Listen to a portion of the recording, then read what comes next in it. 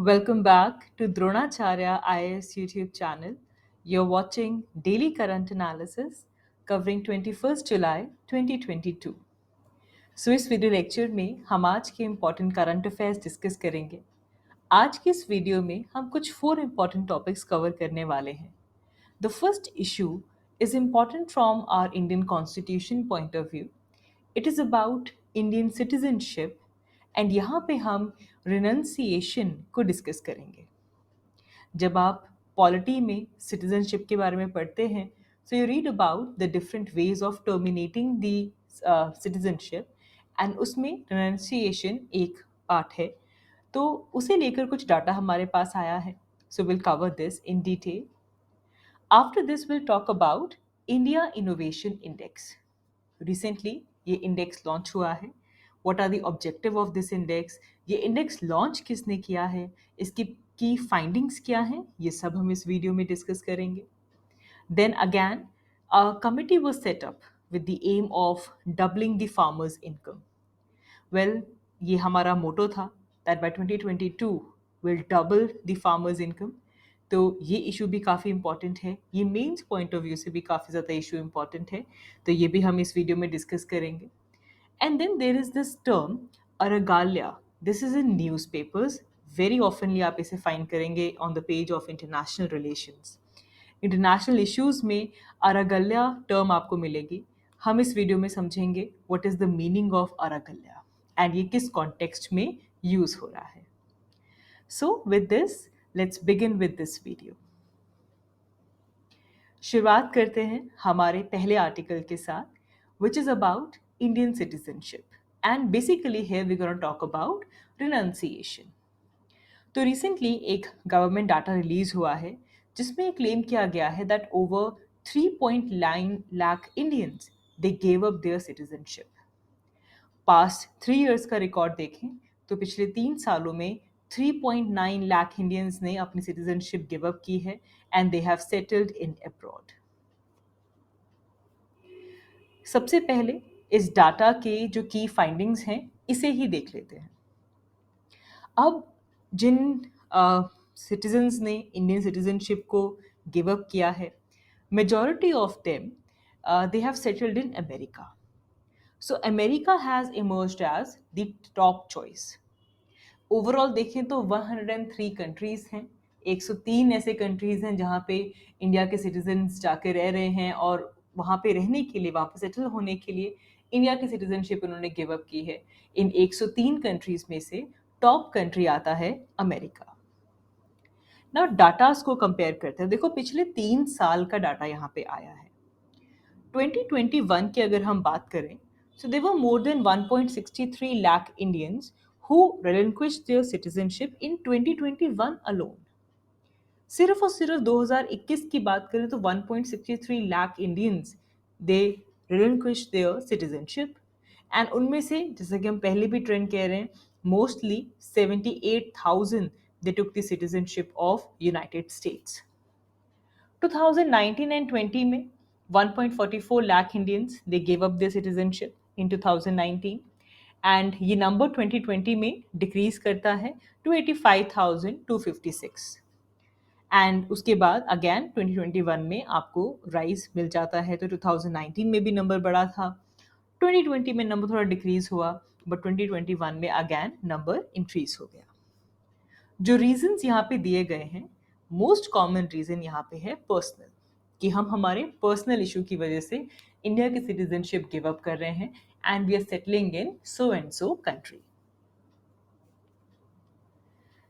Now apart from choosing US, इसके अलावा जो कंट्रीज आ रही हैं, there is USA, there is Australia, Canada, UK. इनके अलावा there are this country like Singapore, Switzerland, Bahrain, Angola, Iran, Iraq. यहाँ पे भी हमारे पास इंडिया के पर्सन ने, सिटीजन ने वहाँ पे जाकर सेटल डाउन हुए हैं। Angola which is an African country, rather आज आप इस कंट्री को लोकेट कीजिएगा, वेयर इज़ अंगोला। अंगोला में 2 इंडियंस थे जिन्होंने जाके सेटल डाउन हुए हैं। ईरान में 21 इंडियन सेटल डाउन हुए हैं। इराक में एक पर्सन सेटल डाउन हुआ है। और even Burkina Faso which is another country in Africa, it is a landlocked country Burkina Faso, वहाँ पे भी एक पर्सन जाकर इंडियन सिटीजन वहाँ पे जाकर सेटल डाउन हुए हैं, जिसके बाद उन्होंने इंडिया की सिटीजनशिप को गिव अप कर दिया है। ऑल्सो चाइनीज सिटीजनशिप भी 1400 ऐसे इंडियन सिटीजन हैं जिन्होंने चाइनीज सिटीजनशिप भी ली है। There were 48% who have renounced the citizenship for Pakistan as well.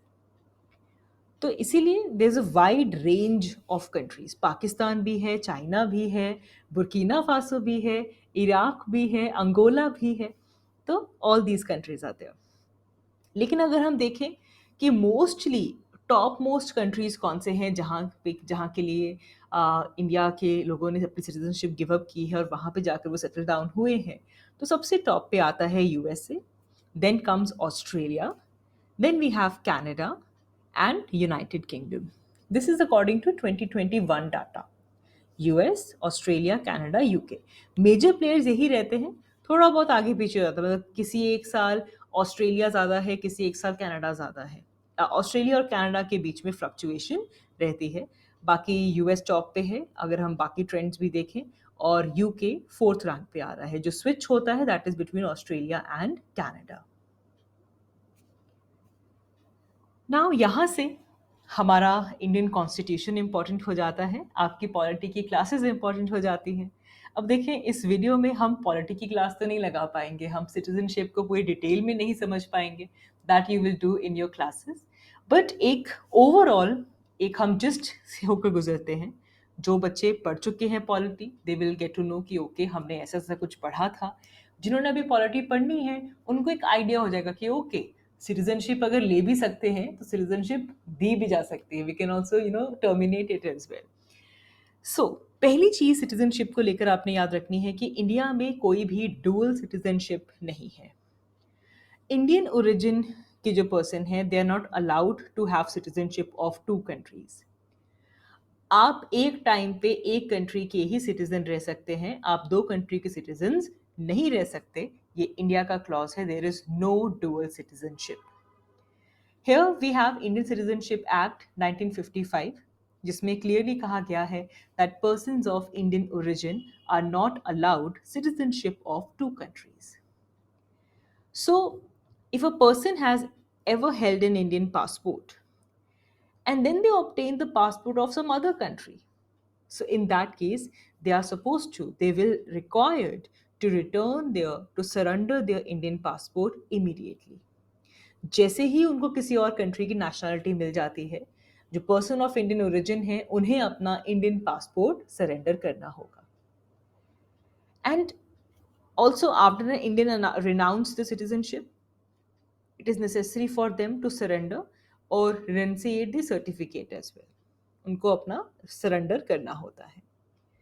एक और चीज़ यहाँ पे नोट करनी होगी कि जो इंडियन पासपोर्ट्स हैं they carry only cancellation stamp. अगर उनके ऊपर सिर्फ कैंसल्ड स्टैम्प लिखी हुई है, this is not considered as renounced of the citizenship. No, you have to surrender the passport. Cancelled stamp के साथ उसको रिनाउंस्ड नहीं माना जाता। ये तो था एक चीज जो आपने याद रखनी है, there is no provision of dual citizenship in India, we only have single citizenship. आप एक टाइम पे सिर्फ एक ही कंट्री के सिटीजन हो सकते हैं। कॉन्स्टिट्यूशनल प्रोविजंस अगर हम देखें तो जो सिटीजनशिप का इशू है ये यूनियन लिस्ट में फॉल करता है, इसीलिए इस इशू को लेकर पार्लियामेंट का ही कंट्रोल है, स्टेट्स का इसे लेकर कोई भी कंट्रोल नहीं है। It is a whole together a union subject. Citizen जो टर्म है वो हमारे कॉन्स्टिट्यूशन में कहीं पे भी डिफाइंड नहीं है। Citizen term is not defined in our constitution. लेकिन जब कॉन्स्टिट्यूशन पढ़ते हैं तो आप देखते हैं देयर इज पार्ट टू के अंदर वो सभी टाइप्स ऑफ पीपल जो उन्होंने किस तरह से आप सिटीजनशिप के लिए एलिजिबल हैं वो सब कुछ पार्ट टू के अंदर डिस्क्राइब किया गया है। तो article 5 to article 11 part two के अंदर सिटीजनशिप से डील करता है। हाउएवर सिटीजन कौन है this is not defined, but आप कौन कौन से तरीकों से सिटीजनशिप ले सकते हैं ये आपके पार्ट टू के अंदर डिस्क्राइब किया गया है। देन आप डिटेल में पॉलिटी की क्लास में पढ़ेंगे, लेकिन इंडिया के अंदर हम 5 वेज हैं जिसके साथ आप सिटीजनशिप एक्वायर कर सकते हैं।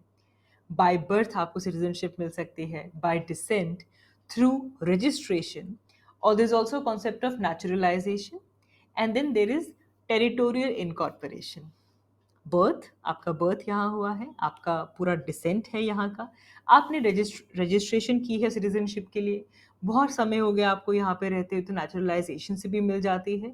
और अगर इंडिया ने किसी टेरिटरी को एक्वायर किया तो उस टेरिटरी को आप जब इंडिया का हिस्सा बनाएंगे तो ऑटोमेटिकली सबको इंडिया की सिटीजनशिप मिल जाएगी। मैं बहुत ही सिंपल तरीके से यहाँ पे हम बात कर रहे हैं without going into the polity details, वो आप अपने क्लासरूम प्रोग्राम के अंदर डिस्कस करेंगे।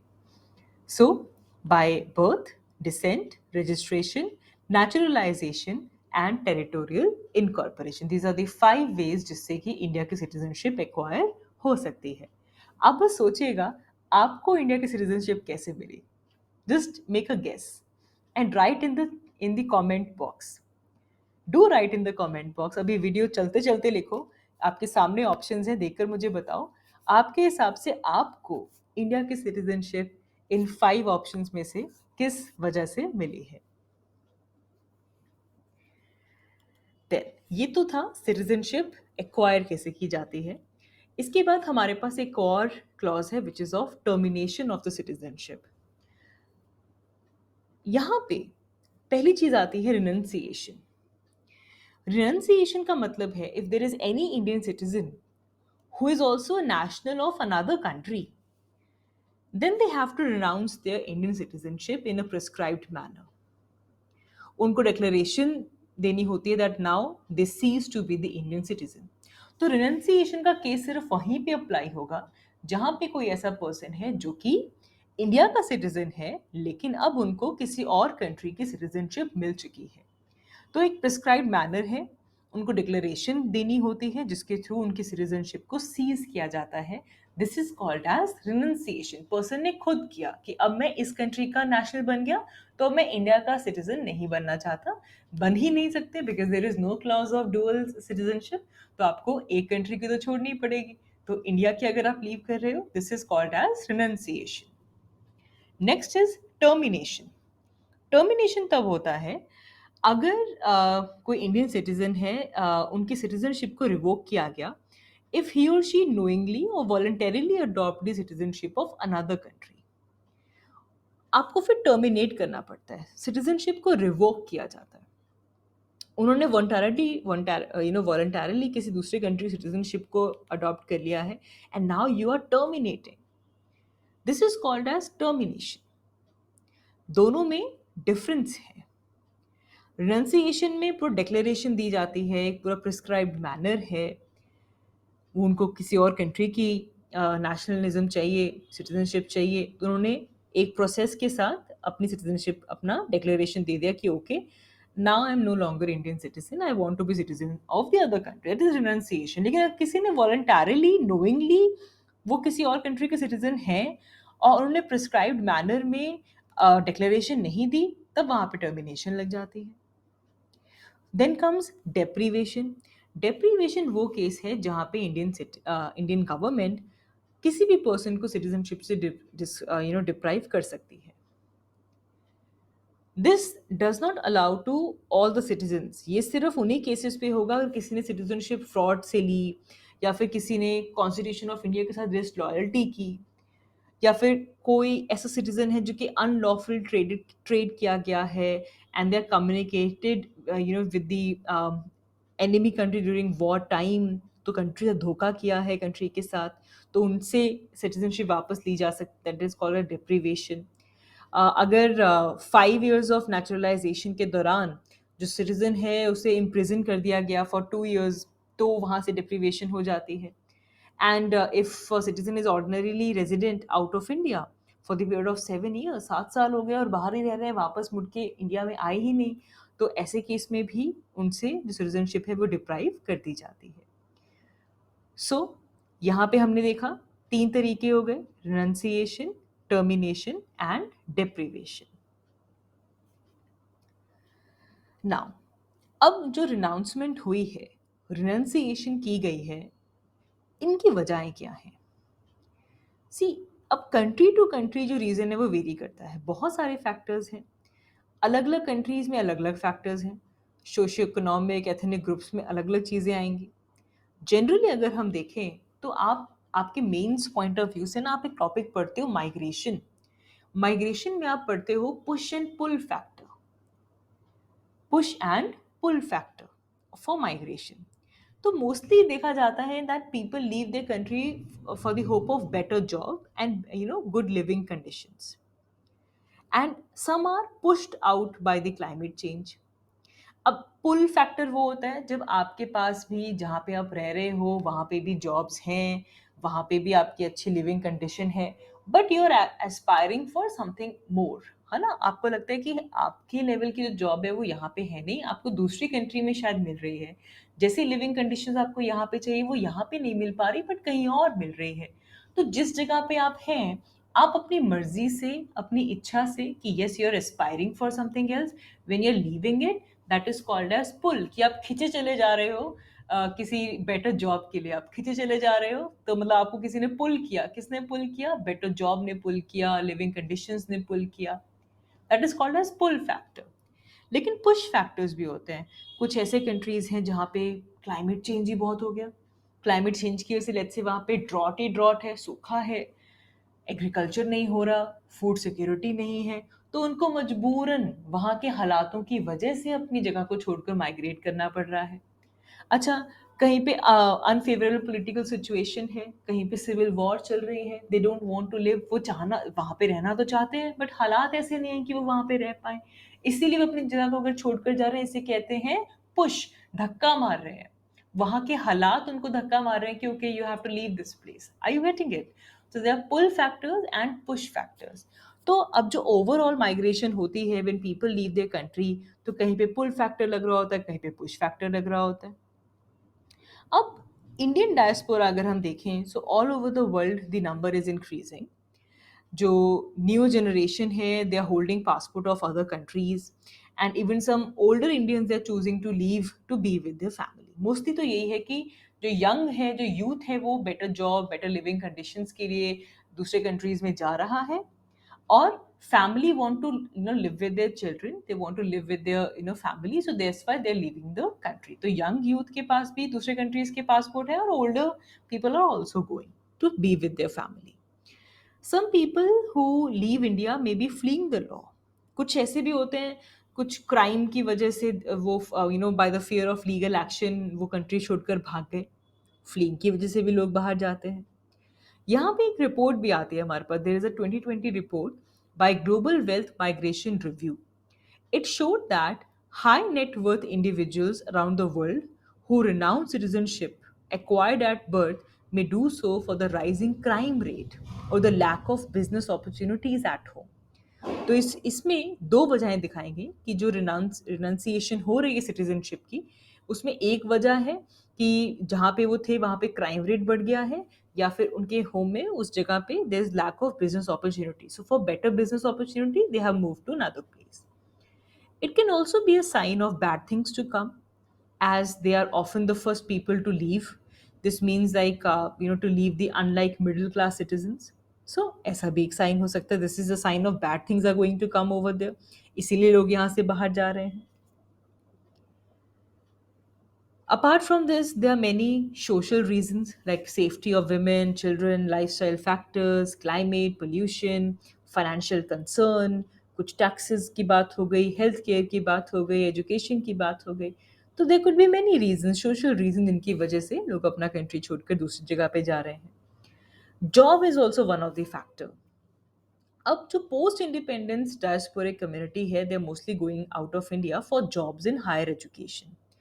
And those who leave for job, they can be unskilled, they could be semi-skilled, or they could be skilled labor as well। तीनों तरह की categories में लोग जा रहे हैं। इससे पहले प्री इंडिपेंडेंस में जो मूवमेंट हो रही थी, they were basically force and contractual labour की मूवमेंट ही हो रही थी, it was a kind of forced movement. लेकिन इन सब अगर हम देखें 19th सेंचुरी में काफ़ी ज़्यादा indentured labour Indian subcontinent से मूव की है।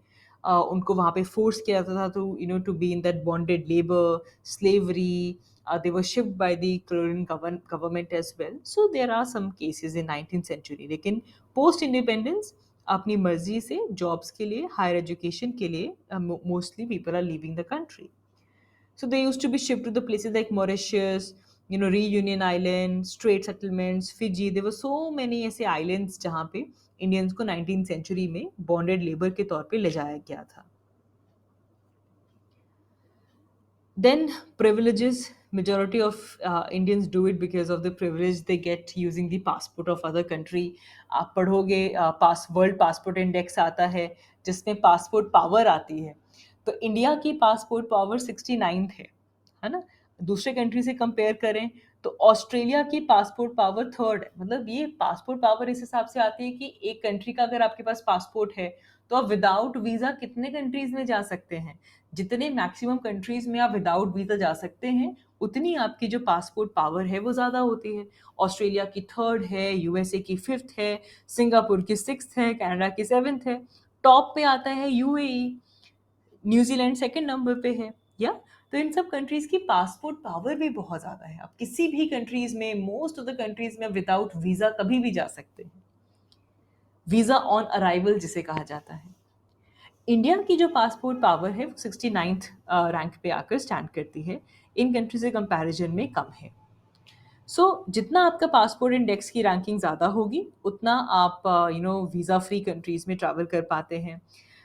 They are exempted from bureaucratic delays also in the immigration processes, so which is basically beneficial for the traders and businessmen. They can mostly go to most of the countries without visa. So this was about India citizenship, and here we mostly talked about renunciation. Moving ahead, our next article is about India Innovation Index. So recently, NITI Aayog ने कहा है कि वो 3rd addition release करने वाले हैं India innovation index की. तो let's see what is this.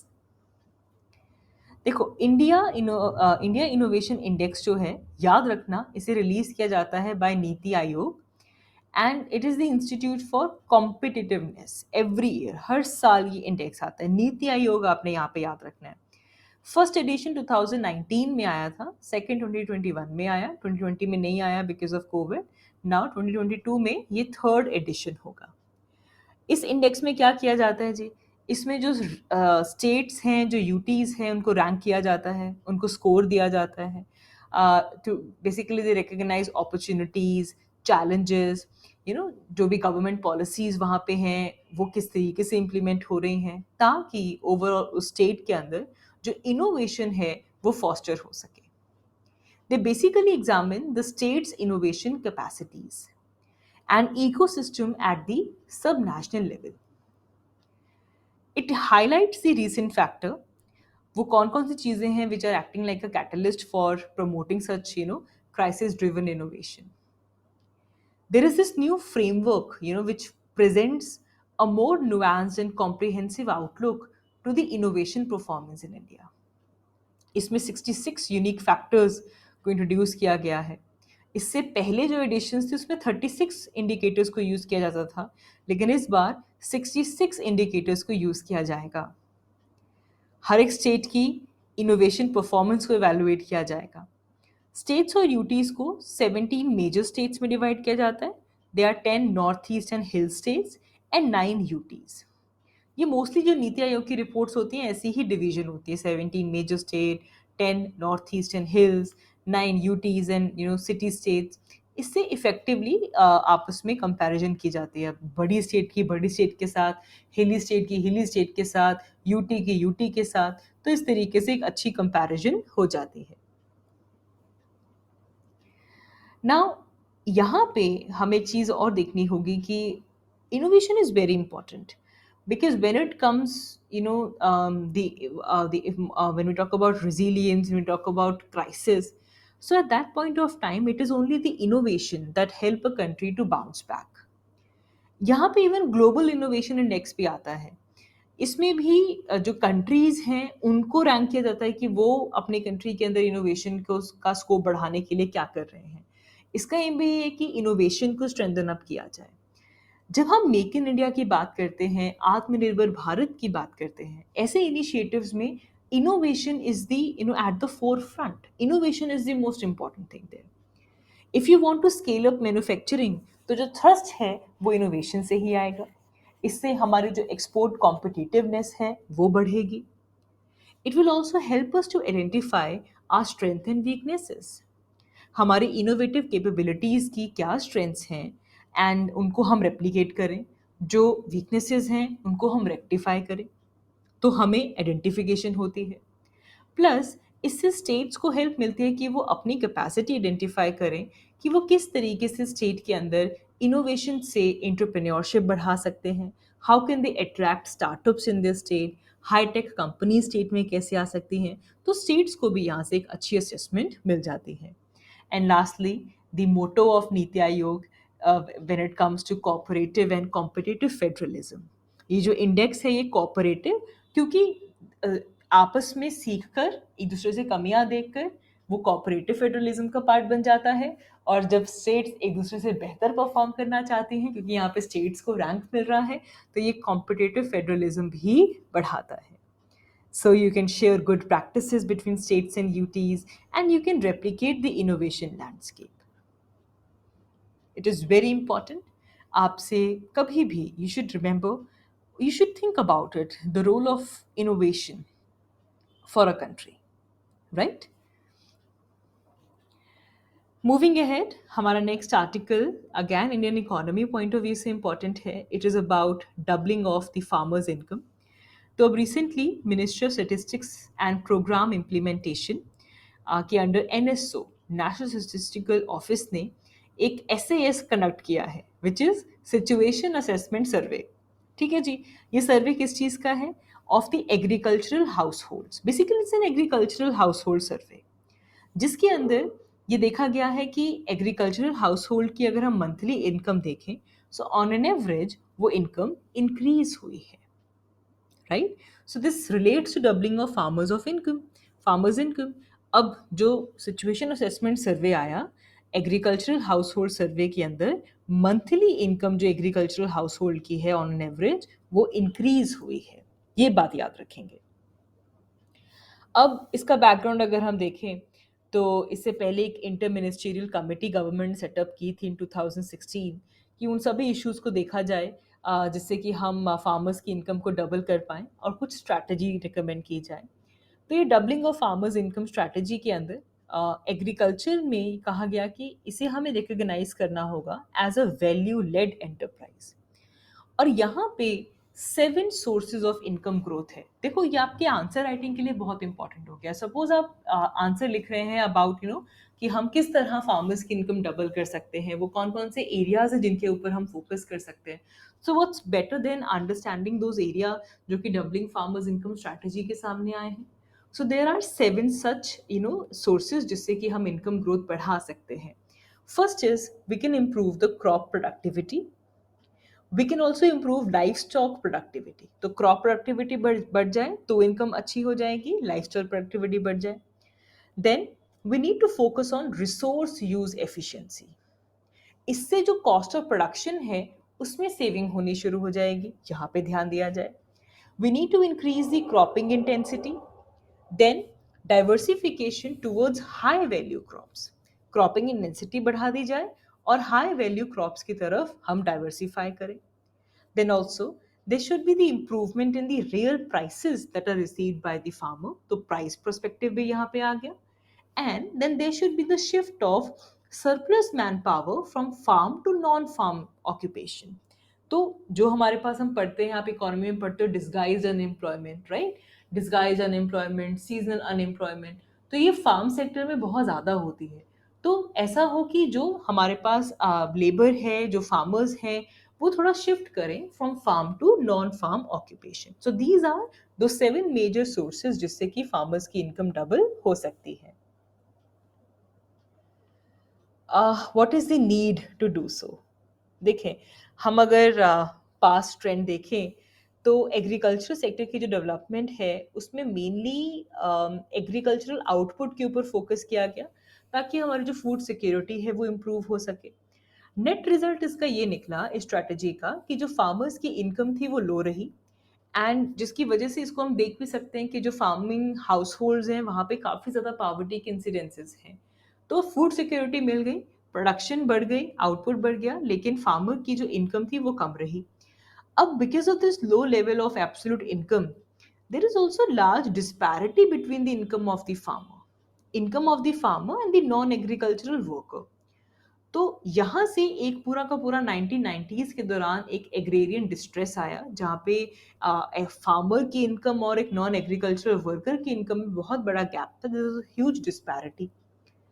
अब ये जो डिस्ट्रेस है वो स्प्रेड आउट होता जा रहा है। It is impacting half of the population, because you know that half of the population in India is dependent upon farming, and that is the major source of livelihood in India. Farmers are also now seeing sharp increase in the incidences of farmer suicide, and this is mainly because of the loss of, the losses which are coming out of farming. So we need to increase farmers income, absolutely. Other than this, there is very low and also very highly fluctuating farm income. इससे जो farming है इसके ऊपर बहुत ही detrimental effect पड़ता है। जो farm investments हैं वो डिक्रीज हो रही हैं। So it is forcing more and more cultivators and young farmers to leave the occupation of farming. And यहाँ से हम ये भी देख सकते हैं कि बड़ी जो चीज़ निकल के आ रही है, जो एग्रेरियन डिस्ट्रेस है, that is very crucial right now, and we need to promote farmers welfare. तो इसीलिए गोल सेटअप किया गया था that by 2022 and 23 we will double the farmers income, and this is centre's approach to promote farmers welfare. इससे जो agrarian distress है उसे reduce किया जाएगा। जो ये डिस्पैरिटी है between the income of farmer and the non agrarian professions, इस डिस्पैरिटी को रिड्यूस किया जाएगा। ये लेकिन यहाँ पे कुछ चैलेंजेस आ जाते हैं। एमएसपी की जब बात करें, जो कि फार्मर्स की डिमांड रही है कि एक लीगल गारंटी होनी चाहिए एमएसपी की, जिसके ऊपर कमेटी ने प्रॉमिस किया है लेकिन अभी तक कुछ भी मटेरियलाइज नहीं हुआ है, तो ये एक इशू है। Plus there is no attempt in the budget to address the immediate demands, जैसे कि एमएसपी की डिमांड हो गई, जो लैक ऑफ रेम्युनरेटरी प्राइसेस हैं, अनफेयर मार्केट्स जो चल रही हैं, इनपुट कॉस्ट जो बढ़ती जा रही है, इसको लेकर जो बजटरी एलोकेशंस हैं वो काफ़ी कम है। ऑल्सो अगर हम देखें तो एग्रीकल्चर और एलाइड एक्टिविटीज़ का शेयर जो बजट में रहा है, it has reduce to 3.8%, and where it was 4.3% in 2021 and 2022। तो budgetary allocations भी कम हो रही हैं। Plus the key allocations have been reduced, और जो फर्टिलाइजर सब्सिडी है वो भी बहुत ज़्यादा ड्रॉप हो चुकी है, 25% कम हो चुकी है as compared to the previous years revise estimates. तो yes, there are challenges here as well. Then हमारे पास एक 1 लाख करोड़ का एग्रीकल्चर इन्वेस्टमेंट फंड है, जो कि 2020 में अनाउंस किया गया था। It came as a part of Atmanirbhar Bharat package, but अभी तक 2 years हो चुके हैं और बहुत ही कम अमाउंट इस यहाँ से डिस्बर्स हुई है, as a loan for the farmers. So it's a very bogus agriculture investment infrastructure fund right now. Then also states are pulling out of the Pradhan Mantri Fasal Bima Yojana, because प्रधानमंत्री फसल बीमा योजना के अंदर भी जो allocations हैं वो भी मार्जिनली रिड्यूस हो चुकी हैं to ₹15,500 crore. But most importantly the major states are now pulling out of this scheme. Plus there is no data protection laws in place, जिसकी वजह से लैंड रिकॉर्ड डिजिटलाइजेशन जो है वो मुश्किल है, एंड लैंड का भी जो इशू है वो फार्मर्स को इफेक्ट कर रहा है। That is also a big challenge. Then when it comes कि वो कौन सी स्कीम्स हैं, वो कौन से स्टेप्स हैं जो गवर्नमेंट ऑफ इंडिया ने लिए हैं to improve farmers income, so there are many. There are farmer producers organization, there is agri farm agriculture infrastructure fund अभी जिसकी हमने बात की। देन देर इज पीएम किसान, there is crop insurance under प्रधानमंत्री फसल बीमा योजना। देन इरिगेशन के लिए प्रधानमंत्री कृषि सिंचाई योजना आ जाती है। एमएसपी एक हमारे पास स्टेप है from the government. Apart from this there is PM AASHA, and ये एक न्यू प्रोक्योरमेंट पॉलिसी है under FCI. There is Kisan credit card, जो कि प्रोडक्शन लोन देती है even to the dairy and fishery farmers. Agricultural crops के लिए तो मिलता ही मिलता है, डेयरी और फिशरी फार्मर्स के लिए भी मिलता है। Then we have national mission for sustainable agriculture. This basically aims कि हम कुछ ऐसी स्ट्रेटजीज इवॉल्व करें, ऐसे इम्प्लीमेंट करें जिससे कि इंडिया का जो एग्रीकल्चर है वो चेंजिंग क्लाइमेट के साथ रेजिलिएंट हो जाए, जिसको हम क्लाइमेट स्मार्ट एग्रीकल्चर भी कहते हैं. So for that we have national mission for sustainable agriculture. फिर डिजिटल टेक्नोलॉजी के ऊपर भी फोकस किया जा रहा है कि एग्रीकल्चर वैल्यू चेन में कहाँ कहाँ पे हम डिजिटल टेक्नोलॉजी को यूज़ कर सकते हैं. यहाँ पे हमने थोड़े लास्ट फ्यू मंथ्स में ड्रोन टेक्नोलॉजी के यूज़ के बारे में पढ़ा था कि अगर हम ड्रोन टेक्नोलॉजी यूज़ करें तो इससे इंडियन एग्रीकल्चर काफ़ी रेवोल्यूशनाइज हो सकता है. Then there are so many benefits with beekeeping, Rashtriya Gokul Mission, Blue Revolution. There are many such schemes जो कि farmer welfare के लिए हैं. So आपने फिलहाल if you are thinking about this तो आपको मेजर स्कीम्स के बारे में पता होना चाहिए. बाकी न्यूज़ में जो स्कीम्स रहेंगी वो आपके लिए प्रीलिम्स पॉइंट ऑफ व्यू से इंपॉर्टेंट हो जाएंगी. वो तो जैसे जैसे स्कीम्स आती जाएंगी वो हम डिस्कस करेंगे. This main article that we discussed, this we have done mostly from the mains perspective. Lastly comes Aragalya. Aragalya term news में है. This comes in from the context of Sri Lanka because Sri Lanka में development हुई है. श्रीलंका की parliament ने vote की है for a new president. But there are some sections of Aragalya. They have sent out the signal that they will not accept a leader who will bat for status quo. जो status quo के लिए रहेगा उन leader को वो support नहीं करेंगे. So there is a section of Aragalya in Sri Lanka. So what is this Aragalya? सिन्हलीज में अरगल्या का मतलब होता है स्ट्रगल. इसको यूज किया जाता है to describe the daily gathering of people at Colombo. जैसे ही ये डिमांड आती है कि गोटाबाया को रिजाइन करना चाहिए as a president and make way for a new dispensation as a new system, तो वो जो डेली स्ट्रगल वो कर रहे हैं, गैदरिंग जो हो रही है, इसके लिए हम अरगल्या टर्म यूज कर सकते हैं. Aregalya basically captures the struggle of individuals, Sri Lankans, basically to find their food, fuel, medicines on daily basis, and bringing them all together in a Janatha Aragalya. It basically means people struggle. It has been mostly leaderless because there are some individuals, those who have spoken about this, on some occasion, and it is used on social media to relay its messages. So you should know the meaning of Aragalya. It means struggle. It comes from Sri Lankan political crisis point of view. So that is all for this video. आज की इस video के लिए इतना ही. Thank you so much for watching. I will see you all in my next one. Thank you so much.